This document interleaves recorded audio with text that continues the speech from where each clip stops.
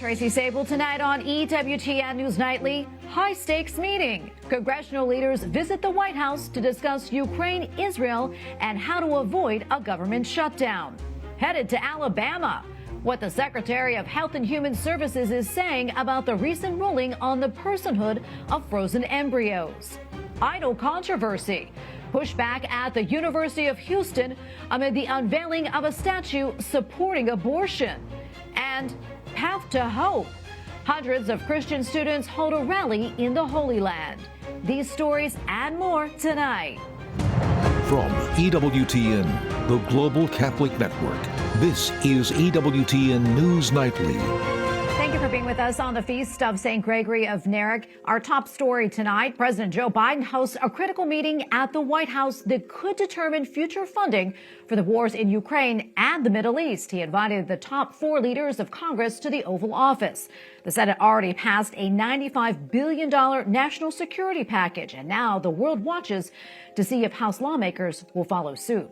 White House correspondent Owen Jensen begins our team coverage tonight. Owen?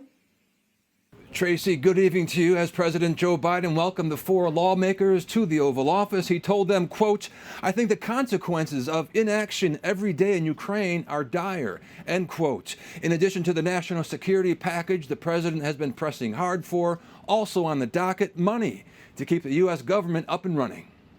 I want to thank the leaders for being here today. We got a lot of work to do. President Joe Biden sits down with House Speaker Mike Johnson, Senate Majority Leader Chuck Schumer, House Minority Leader Hakeem Jeffries, and Senate Minority Leader Mitch McConnell. We got to figure out how we're going to keep funding the government, which is an important problem, an important solution we need to find, and I think we can do that. And Ukraine, I think the need is urgent. The war in Ukraine now entering its 3rd year, with concerns growing over Russia gaining the edge in the battle. While in the Middle East, Israel still fighting Hamas in the Gaza Strip. Thousands dead, no end in sight. In terms of supplemental, we need to deal with the Israeli portion. But that also contains a significant portion having to do with humanitarian assistance into the Palestinian areas, which I think is important. When the meeting with the president was over, the congressional leader spoke to reporters gathered outside the West Wing. Speaker Johnson says he wants the border fixed first. It's time for action. It is a catastrophe, and it must stop. And we will get the government funded, and we'll keep working on that. The meeting on Ukraine was one of the most intense I have ever encountered in my many meetings in the Oval Office.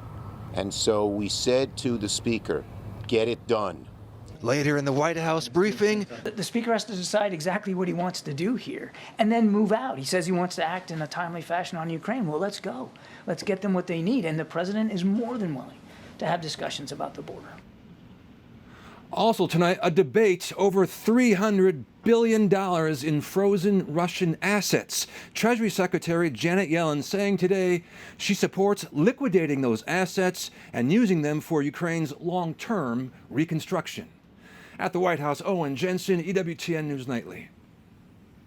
Meanwhile, on Capitol Hill, senators also weighed in on a possible government shutdown and its impact across the country. Capitol Hill correspondent Eric Rosales continues our team coverage with the latest. Eric?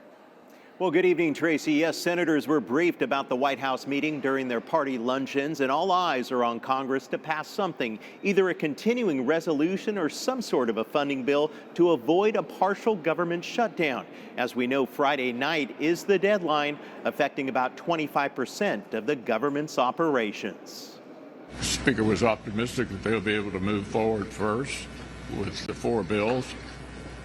And under no circumstances does anybody want to shut the government down. So I think we can stop that drama right here. This will go down in history as the least productive, the absolute least productive Congress in the history of the United States of America. One of the major sticking points is billions in aid for Ukraine. The situation on the battlefield remains extremely serious. President Putin's aim to dominate Ukraine has not changed. And there are no indications that he is preparing for peace. Many Democrats and Republicans are also pushing for it. Not only the future of Ukraine is on the line, which is extremely important, but the larger battle against authoritarianism authoritarianism is on the line. There's too much at stake here. This is not just about Ukraine. This is about freedom versus dictatorships. This is about truth versus propaganda. But House Republicans tell me they don't want to pass a spending plan until they see true changes in immigration and border security. So my position to my colleagues on Capitol Hill is clear. You either secure the border or you get no money for the government. So the position of the House remains the same. H.R. 2 is the official position in securing the border, and we stand by that. This will be the fourth time since September that lawmakers have been up against a funding deadline, and they keep passing short-term measures to keep the federal offices open. Now, if a partial shutdown does take place, disruptions in federal housing along with some veterans' benefits would be affected. Also, federal workers may see a delay in receiving their paychecks. And there's another deadline next week. That's March 8th, when the rest of the government could actually shut down. At the Capitol, Eric Rosales, EWTN News Nightly. Well, the head of Health and Human Services is in Alabama following the recent ruling that frozen embryos are unborn children. Secretary Javier Becerra will meet with doctors and patients who have been impacted by the state Supreme Court's recent decision on in vitro fertilization. The Catholic Church opposes IVF. Both President Joe Biden and GOP frontrunner Donald Trump say they support it. The issue is set to become a talking point in Super Tuesday primaries next week. The Alabama Supreme Court ruling has also caught the attention of lawmakers on Capitol Hill. Democrat Senator Tammy Duckworth, who got pregnant through IVF, and Senator Patty Murray plan to introduce a bill tomorrow on the Senate floor to protect access to in vitro fertilization and other assisted reproductive technology. My Access to Family Building Act, which would ensure that every American's right to become a parent via treatments like IVF is fully protected, regardless of what state they live in, guaranteeing that no hopeful parent or doctor is punished. Today in America, 200 babies were born because of in vitro fertilization. We should celebrate the miracle of every one of those births, separate the technology that God has given us. I did many in vitro fertilization patients, participated in those cycles. If you're a member of the Catholic Church, yes, sir. Love our Catholic friends, they have a view based on religious teaching. We're talking about the role of the government here. In terms of fertility clinics, if you're pro-life, you want these things to function. They actually provide people with children who have a hard time otherwise. So I don't want to do anything to shut that down. Some Republicans who express support for in vitro fertilization are coming under scrutiny for also backing legislation that declares human life begins at conception, without an exception for IVF. Congressman Alex Mooney of West Virginia introduced the Life at Conception Act in January of last year and has 125 co-sponsors. No ceasefire, no vote. That is the message voters are sending to President Biden in today's Michigan primary. With the largest Arab American population in the United States, the state poses a crucial test to the impact of the administration's policy on the Israel-Hamas war. Biden's support for Israel has led to a movement by Democratic voters to check uncommitted on today's ballot. But Republicans are also facing challenges. As former President Donald Trump and former UN Ambassador Nikki Haley battle it out, there is a factional split within the Michigan GOP over ideological and personal differences. The results will provide a look at voting trends in a large swing state. Well, hours before Michigan voters went to the polls, President Biden warned Israel that it risked losing international support over the Gaza offensive and offered hope that a ceasefire deal could be reached. My national security advisor tells me that we're close. We're close. It's not done yet. And my hope is by next Monday, we'll have a ceasefire. Hamas's leadership appeared skeptical, telling one pan-Arab TV channel that it was not satisfied with the current proposal. One thing is for certain. The United Nations says tens of thousands of Palestinians in Gaza are in desperate need of humanitarian aid and are at risk for starvation.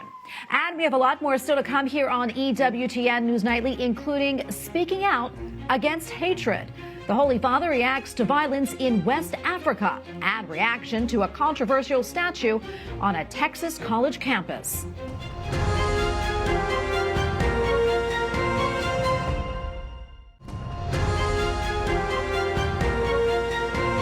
Pope Francis Francis is expressing grief for what he calls a tragic terrorist attack during a mass at a Catholic church in Burkina Faso. He also condemned the attack against a mosque in the area.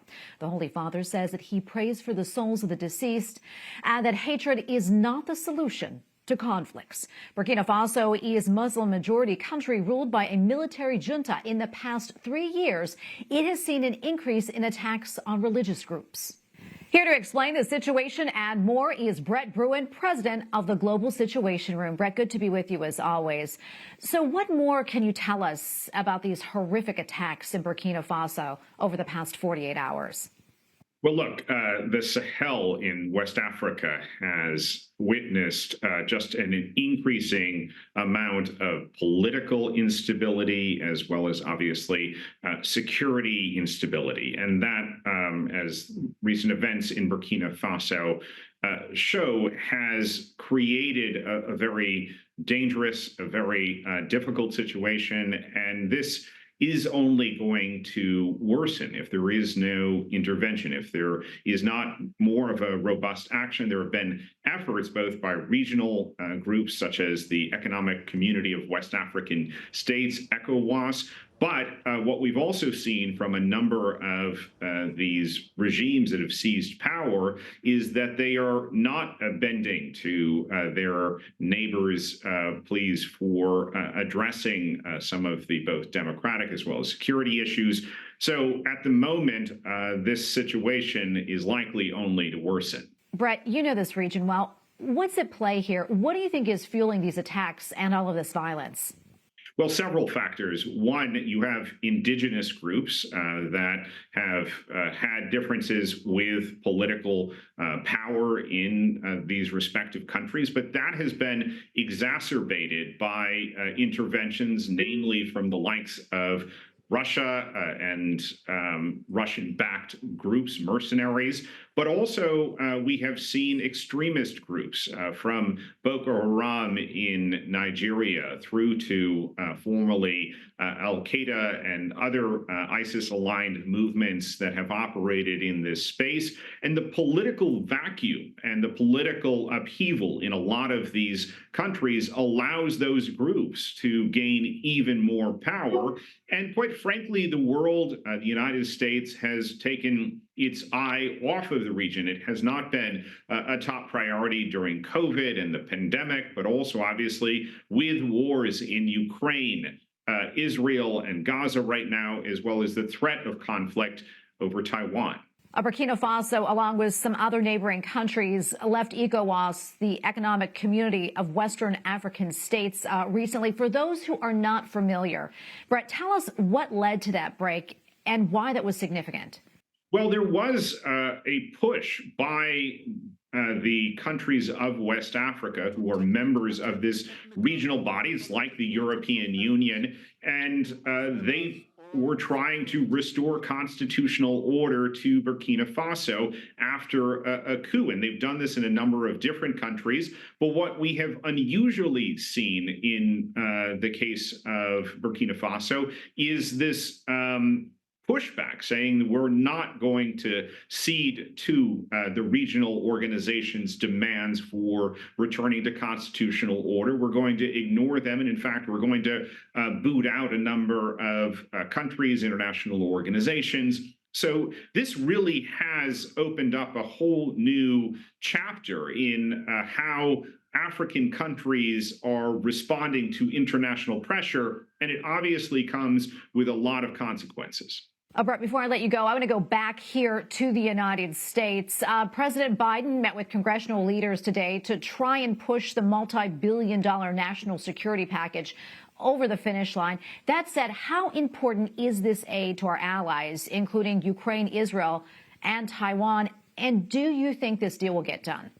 It is existential for countries like Ukraine, as well as Taiwan. It's important that leaders here in the United States understand that, one, This aid is about American security. Let's not fall into a false belief that we can simply ignore countries invading other nations, and it doesn't increase the price of gas. It doesn't increase the price of products. It doesn't increase the amount of money that we have to spend not only to defend or support the defense of one country like Taiwan or Ukraine, but we will have to pay for the defense of all of our allies in NATO, all of our allies across the Indo-Pacific region. So this is a good deal for Americans. It's in our national security interests. It's in our economic interests. And I certainly hope that congressional leaders on both sides can go past some of the polarized politics of the moment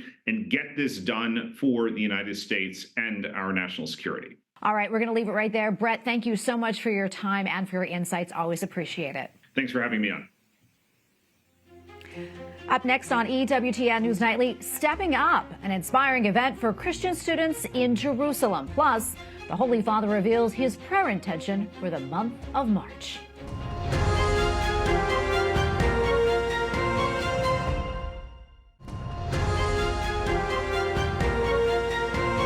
Pope Francis has released his prayer intention for the month of March. In it, he asked the faithful to remember the courage and the witness of the martyrs.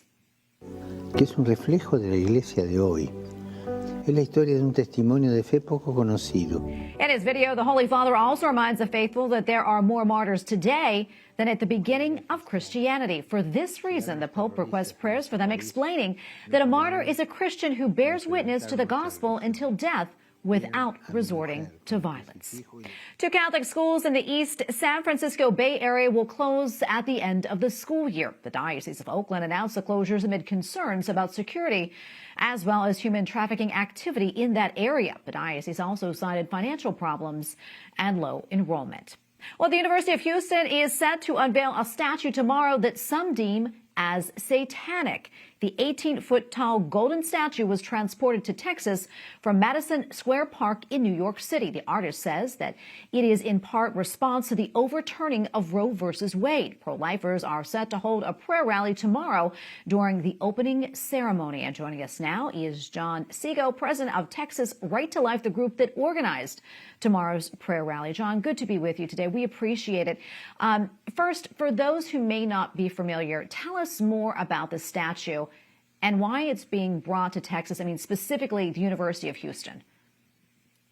Right. Well, this was a shocking development of this very radical statue that was on display in New York is actually being brought to Texas. And the artist and the commissioner of the statue are very clear that this statue is to celebrate abortion rights. This is to actually celebrate disobedience from God through imagery that we find in the Bible. And it says that they're embracing satanic imagery like the horns and the other images on the statue to celebrate disobedience from God while kind of advocating for abortion rights. And so it's a real scandalous situation here in the heart of Texas. John, who's behind this initiative? Is it just the artist, or is there another group behind this person? Who's paying for all this? So unfortunately, this is a cooperation between a group in New York and the University of Houston Art Center itself. And so we have a public institution here, the University of Houston. They have one of their institutes that does art. And unfortunately, they co-commissioned this piece. And there were several statues in this line, and they all had this satanic imagery. And in the documents talking about the art, they're very clear that the idea is to turn horns into a piece of pride, not a piece of shame associated with with Satan and satanic forces. And so it really is concerning to Texans, and it's really disappointing from a public institution. Yeah, what are people saying? I mean, what's been the response from students on campus, maybe the faculty? I understand some students really don't want it there, and others are really just annoyed it's being placed on some of the last available green space that they have there on the campus. Right. Well, this was announced last year, and there was an immediate blowback from alumni to other elected officials and supporters of the university. And at that point, the university said that they canceled the statue, that they were not going to host it, that was inappropriate, and they completely backed out. Well, then, about a month ago, we got news again that actually that wasn't true, that they were bringing the statue. And so 2 weeks ago, the statue was unveiled on campus. They've canceled all of the celebratory events that they had scheduled to highlight the statue, but it is right now on the University of Houston's campus, and unfortunately, it is promoting abortion. It's not just having a dialogue between people with different perspectives. It is promoting to the University of Houston students and the community that abortion is something to be celebrated, and actually rebellion from God is something to be elevated and looked upon favorably. And that's what's really disturbing the Texans who are concerned about it here. John, before I let you go, we have about a minute or so left. What would you like the university to do about this art, so-called art installation? And also, tell us about the prayer rally. What kind of response are you getting there?